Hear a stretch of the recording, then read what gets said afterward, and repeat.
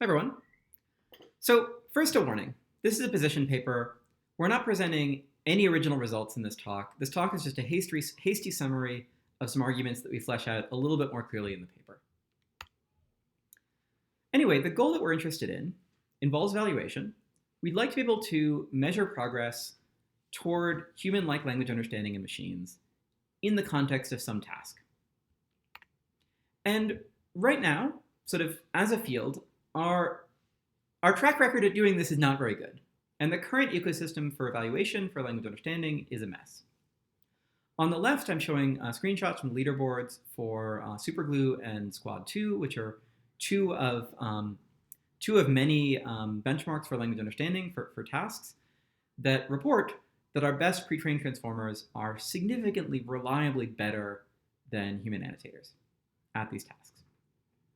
On the right, we have results from the checklist paper, which is one of many papers that have made the observation that many of these same systems, or only very slightly weaker versions of these same systems, are so brittle and so biased that the idea of using them to build an actual product would be ridiculous.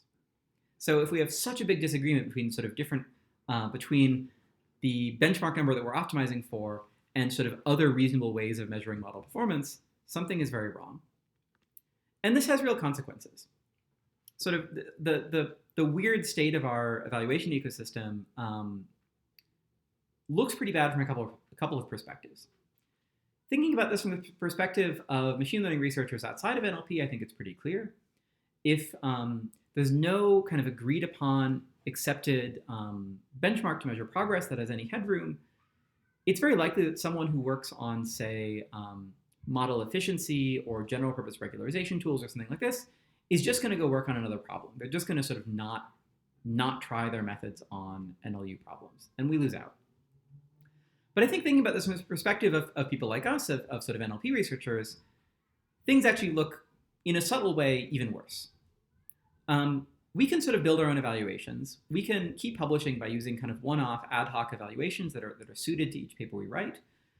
But it's really, if there's no accepted standard, this can really easily turn into cherry picking. And this would put us in a situation where we're able to keep publishing, but we're potentially not making progress, or we're not making progress in the ways that we think we are. So we'd like to build better benchmarks. I'd argue we need to build better benchmarks. This paper is arguing that this is hard, and it's going to talk a little bit about what we might be able to do to try to do a better job. So we're going to focus on 4 criteria that we think good NLU benchmarks should satisfy. I'm going to briefly introduce those criteria and say why I think they're important, and then I'll talk about sort of what directions might be viable to make progress on these criteria. So first criterion, validity. This is the most kind of subjective hand-wavy one, but this is the requirement that good performance on the benchmark should imply robust in-domain performance on the task. So this is kind of getting the good alignment between this concrete data set benchmark and this abstract notion of the task, this abstract notion of the thing you want to do and the context you want to do it in. So for example, if I propose that I have a benchmark that measures a model's ability to answer questions about Wikipedia facts, then it should be really, really hard to find any questions about Wikipedia facts from any source that a model that does well on the benchmark does poorly on. If you do well on the benchmark, you should do well at the task. And this implicitly bakes in a number of other requirements that we'd like to satisfy. If you get validity right, you're going to also have to deal with language variation. You're also going to have to be robust to typos and just day-to-day variation in word choice and syntactic structure and subdialect variation that you might encounter in the context of the task. It requires that your test set isolate all of the skills that are actually necessary for a model to show in order to do well at the task. And it requires that the benchmark not have any serious artifacts, not have any spurious correlations, sort of spurious cues to the labels that a bad model could use to cheat and score very highly. Next is reliability. This is the requirement that the labels in the test set should be correct and reproducible. That if we were to have a new set of annotators go out and relabel all of our test examples, that they would very, very often, the large majority of the time, come up with the exact same labels. And this doesn't mean we can't work on tasks where there's ambiguity, work on tasks where there's room for legitimate disagreement about labels, we just need to handle that deliberately. The current status quo for a lot of benchmarks, and I'm guilty of this myself, will often wind up with test examples where the label could be one of two different labels, just depending on which annotator happened to get assigned that test set example on that day. And so there's just random variation in the test set. This makes it much harder to interpret results on these data sets, and it's a fixable problem. Next criterion is statistical power. This is the requirement that benchmarks should be able to detect qualitatively relevant performance differences between systems. That if you introduce a method that meaningfully improves performance on a task, you should be able to design a statistically sound experiment on a benchmark that shows that. This is something that hasn't been a really serious problem, I think, for NLU, at least for many tasks, but I think it's going to get harder. So if we're in a regime that's sort of like where we are now with some tasks, where our best models are at 90% accuracy on our benchmark data sets, then having the statistical power to detect a 1% performance improvement, but nothing smaller, that seems fine. But if our systems get better and our data sets get better, we could easily wind up in a regime where our best models are at 98% accuracy. But we're not done. We care about the long tail, and we really do want to solve the task. In this setting, we really want the power to be able to detect even something like maybe a 0.1 or 0.05% improvement on the benchmark. This is going to require a lot more statistical power, a lot more test data. Final criterion involves social bias. We'd like our benchmarks to reveal any plausibly harmful social biases in systems, any ways in which our systems might kind of directly cause harm because of the way they're performing. And our benchmarks shouldn't incentivize the creation of biased systems. So those are our criteria. Next, I'm going to briefly argue kind of there's not an easy fix. Evaluating language understanding in machines for some task requires careful thinking about language and about machines and about the task, and there's not really a workaround. There are a couple of directions a couple of ideas that have been circulating that at first glance might look like kind of workarounds that really just let us sidestep these issues. I'm going to argue they don't. So the first of these is model in the loop crowdsourcing. This is in the style of the Hamlet method that was used in ANLI and Dynabench. The idea here is to teach annotators to kind of in real time come up with examples that trick a state-of-the-art model. And this has been proposed as a fix for some of the kinds of issues that come up in this paper, or at least a fix for issues that are related to what we're talking about in this paper. And it's a really cool idea. It's let us collect really interesting data sets. It's, I think, a promising way to collect training data or to spot issues in model behavior. But I think building benchmark data sets this way can really go off the rails. It's potentially dangerous for a couple of reasons. So first, this approach doesn't do anything to ensure validity, ensure that the data sets we collect actually line up with the abstract idea of the task that we want to solve. And there's a pretty strong pressure to direct annotators to kind of veer away from the original task. So there's really no guarantee that our benchmarks test what we say they do. And more importantly, I think there's potential to build benchmarks that create sort of perverse incentives. That because this approach, at least in its kind of standard versions, involves doing a significant amount of data collection that's targeting a specific model or a specific ensemble,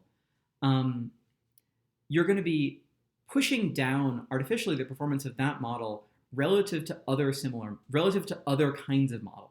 And so you can build a leaderboard for which you can get the cyclical progress phenomena, where you can score highly on a leaderboard by simply building systems that are different from the state of the art, even if they're not better in any general way.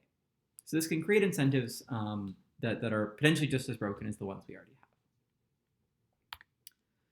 The other kind of direction that I think comes to mind when you talk about kind of ways to escape from the broken evaluation situation that we're in is what the GPT-3 paper took, which is focusing on few-shot learning evaluations, focusing on cases where you're not allowed to look at any meaningful sample of a training set.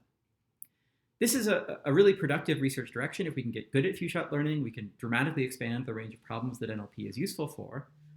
But this doesn't solve the problem that we started out with. Many of the NLU tasks that we care about, things like question answering, are tasks where we have big training sets and we'd like to be able to use them.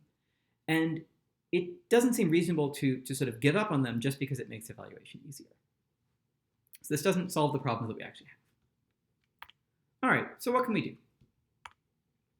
For validity, this is a pretty squishy criterion. It involves this abstract notion of a task.